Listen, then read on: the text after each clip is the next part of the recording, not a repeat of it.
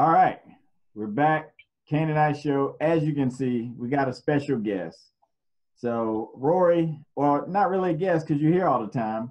Rory Mitchell of the Mitchell Report Unleashed. How's it going, Rory? How things going up in Canada? You know how it is. Welcome to be back. I'm happy to be back on the Kane and I show. Feels like home once again. How's it going, guys? What's going on? Going good. Kane, how's it going down in Florida?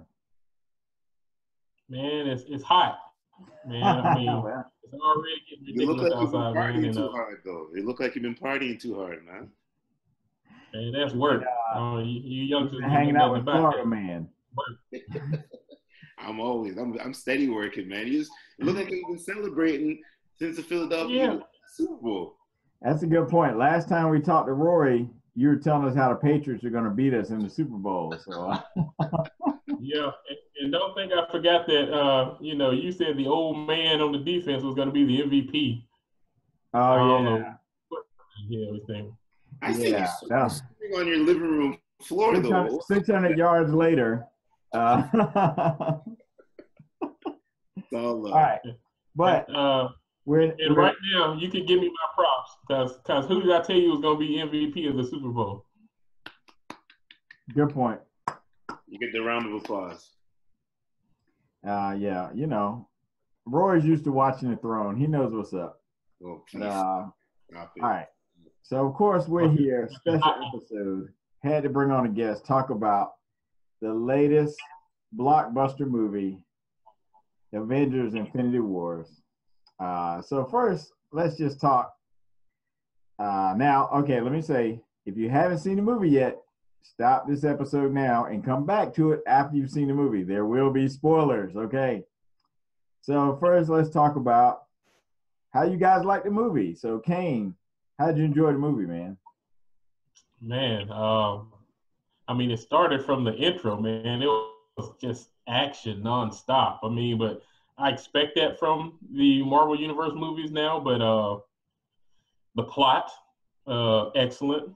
The action, it seemed like it never stopped. You felt all the characters. You felt anger towards Thanos. You felt pity for Thanos. You felt the same for the Avengers side of it. It was a mix of emotions. It was a roller coaster, and it was I've heard some people say it's the best movie they ever seen, and it's definitely one of the top 4 or 5 Marvel movies that they've made so far. I mean, and that's saying a lot because they've made some pretty impressive movies so far. What about you, Rory? The movie started off, Thanos just epically running the show, hats off to a lot of the characters, you got Gamora, Thanos being played by Josh Brolin, Iron Man, like every character embodied their role and they did it exceptionally well. Good point. Yeah, I enjoyed it. I thought they did a good job of splitting characters up, because I was concerned, like, to have so many characters in it, like, how are you going to have all this, and you be able to watch it and figure out what's going on. But they did a good job of, you got Iron Man, Spider-Man, a couple guys battling over here, then you got Thor and guys battling over here, you got people in Wakanda, so it was all over the place. But, they kept kind of going from scene to scene to pull it all together. Yeah, me kind of selfishly, I wanted some more Black Panther, because that was my boy. I would have liked to have a little bit more, but it was good. Like you said, it was well balanced. I was worried about the same thing you were, how they were actually gonna balance and carry all these characters through the movie, but they did a pretty good job. Okay, where's your chant though? You got to give the Wakanda chant for the fans, man, for your fans of your show. What's up, man? Okay. Now here's my question. That's all that needs to be said, man. Yeah. Do you think, and I know Bozeman's your boy, literally your homeboy, because y'all, from the same hometown and everything, same high school. Does he regret allowing white people into Wakanda now? Definitely. Didn't you hear what Okoye said? Said, dang, I thought he was gonna bring a Starbucks or something like that. Oh yeah, that's right. They just don't came and tore Wakanda up. I mean, that's what you can't let people in your home, man. I'm telling you. I don't know what they were thinking about, but I would have stayed the same way. This is our vibranium. No, you can't have none. Don't come over here. That's the way it should have been. That's the way it should have stayed. See what happened? It's just like they said, hey, there's a boat over here. Let's go for a ride on this boat. And you see how we ended up? Same way happened with Wakanda, man. Same way. All right. So let me ask you guys, was there anything in the movie or anything that really surprised you? Oh, yes. I mean, there was a lot of surprises. Yeah. I would say straight up this is I didn't think Thanos was going to get all the Infinity Stones. Right? And when he got the last stone and he took that out of Vision's head the way he did and rolled back the time, I was like, what? I was in the theater looking at my boys. I was like, yo, are you serious right now? And then, spoilers, I know everybody's watching the show and whatnot. Think about when Thor comes out of nowhere and jams that axe through his chest and snaps his fingers. I was like, oh my goodness. Right? Because I was like, everybody's like, what happened? And then they go back to the scene. Thor should have went for the head, man. He should have went for the head. To me, I expected, I knew some characters would die or be, taken out this movie, but I thought it would be a few more. But to me, was just Thanos' strength and power, the way he just went through people, especially right at the end when he was getting that last stone. Like they were in rows, in a line trying to stop him, and he just, Black Panther, pow, get out my way, Iron Man, boom, get out the way. And then that last move when he just looked Captain America in the face and just said, pow, Captain America. I ain't never seen Captain America just take a punch and just roll over like that. And I was like, man, this is incredible. But I guess I should have foreseen it because you remember the beginning of the movie when he was up against the Hulk and Loki was there. And you see what he did to the Hulk? Man, he made the Hulk disappear for the rest of the movie. That's how bad Thanos was. He made the Hulk disappear. That's a good point. So, he couldn't get the Hulk up. Hulk needed some Viagra or something. Yeah, he couldn't. Hey, that's what happens, man. You got pulled his Hallmark card, and Thanos said, "Hey, listen, the Hulk's not coming out for the rest of the movie. Maybe Avengers 4 next year, 2019." Yeah, not Captain America. Thor messed up. He should have cut the arm off that had the glove on it. Instead of going for the chest. Well, and then the man from Guardians of the Galaxy screwed up when they had him. Yes. They almost had the glove off, and then he had to say too much, run his mouth. Everybody thinks, though, if you would have put them all together in one scene, they would have been able to defeat Thanos. But I still yet to be seen, because once that glove is on, it's game over. Like, look at the fight scene between him and Iron Man. How he took the world, or what was it, the moon he took, and threw it at Iron Man. And right. I thought Iron Man was gonna die at close to the end of the movie, also too, right? Well, plus, yeah, unless you get the glove off of him, because even if you beat him, he'll just go back in time a few seconds and then come back and beat you. Now, at the end, and I think I was in the theater with a lot of people who haven't really followed the Marvel movies. I think a lot of people that I happen to be in theater with were there because they enjoyed like Black Panther. I went with my daughter because she wanted to go because she really liked Black Panther. And so when the movie ended, and I literally heard people saying stuff like, "What the hell? Is that it?" Like, well, hold on, like, did they just kill Black Panther and Spider-Man? I was trying to explain to my daughter that just like he snapped his finger and all these people went away, once they get that glove back, they can probably snap the finger and bring them back, because they didn't actually die. They just like went to dust. But here's the thing: in the last scene of the movie, if you look at his arm looks mangled. The arm with the glove that was on, right? So something to look at. It's been going on all over social media. People said that arm that he had the glove on is a little mangled. So it should be interesting of how they're going to bring everybody back and put them in where they need to go. So, I mean, I know you wasn't surprised by the end, because I knew they were going to leave us hanging somehow, because I think they've actually set a date already. I think it's May or June of next year that we're supposed to get the next part of it. Right. But were you shocked that, I ain't gonna say which characters were disappeared, but did you stay after the credits as well? I did. I did it. Yeah, of course, have to. All Marvel movies. If you watch a Marvel movie, you got to stay after the credits, right? I mean, every single time. Yeah, they made you wait, man. You waited till literally the very end for this one. So if you haven't seen it yet and you're watching this video, stay till the very, very, very end, okay? The lights come on. Right. Stay until you hear Sam Jackson almost drop one of his famous words. That was so cool how they worked that in, though, with Sam Jackson. His signature word. When he snapped, and then people start going to dust, whatever. At that point, I wasn't surprised to see anybody go, because at that point I knew whoever goes is going to come back. I was really kind of surprised that nobody actually, or none of the main people actually died.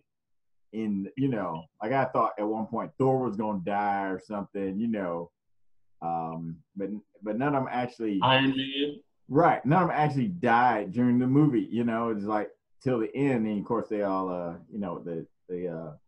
Well, who do you really think is gone from the series? Now we've got, Vision most likely. Oh, he's got Loki definitely. Who else might be definitely gone? Well, there's a small theory going around. Yeah. Everybody disappear the way they did, and they left the main characters because they're probably going to get a different exit out. So kind of like Iron Man, you can't kill Thor, right? Because he is really the strongest one in the Marvel universe, right? He is a god. And then you got to think about Black Widow and Captain America. Maybe in the fourth movie, we might see them exit differently, right? Completely kill those characters off. Because we know there's a Black Panther movie supposed to be coming out. We're also supposed to see a couple other movies, so they haven't released those dates yet. So I think Marvel's kind of saying, hey, listen, we're going to put a lid on this, wait till Avengers 4, and we're going to play everything the way it needs to play out. Do you think they've already filmed the next Avengers movie? And because I would imagine it'd be hard, like all these people to get together to film this one movie. I'm thinking they already filmed enough scenes for the next movie too. Have to. Maybe yeah. I say half of it, or maybe the majority, or some of it. But I still think they got some more work to do on that one. Yeah, because you got to bring back Ant-Man and you got to bring back Hawkeye because they're on a special mission. Yeah. I was wondering what happened to those two individuals because they wasn't in there. Yeah, because they did mention it. They mentioned it in the movie, in the first 45 movies. So yeah. Clearly, they're going to probably be in. Well, and then of course, I guess I'm assuming the scene at the end was Captain Marvel's logo, right? So I'm sure it'll be a Captain Marvel movie. Yep. That'll lead, and then the next Avengers movie will pick up where this one ended. So when Captain Marvel shows up, this won't be like, who is that kind of thing. All hell's gonna break loose when she shows up. Man, it takes a woman to beat Thanos. Ain't that ironic, man? Hey, man, this is all the ultimate, what do you call it? Cycle of the Me Too movement, right? It's like, all right, we're just going. You would do that, eh?